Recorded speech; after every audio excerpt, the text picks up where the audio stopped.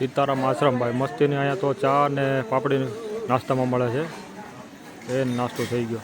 કાંઠે કાંઠે હાલવાનું અત્યારે સુધી તો ગામડામાં રોડ હાલ્યા હવે પાણાવાળી ભો આવી કાંઠે કાંઠે. હા નર્મદાના કાંઠે કાંઠે જો નર્મદે હાર અંધારામાં દેખાતું નથી.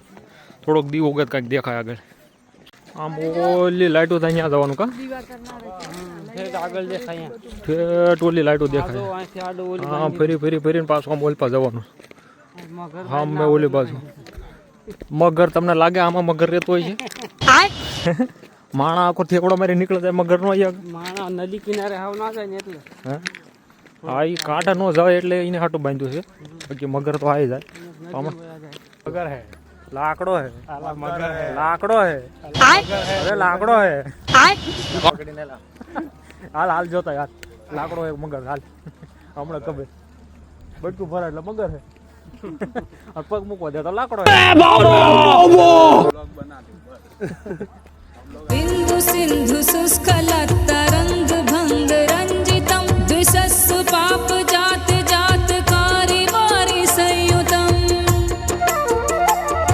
कृतांत दूत काल भूत. હું વિડીયો બનાવું છું ને આવડા મારા વિડીયો બનાવે તો જો રામભાઈ ના ફોલોવર તો આમ તો વાહે નર્મદા પરિક્રમામાં પગી ગયા.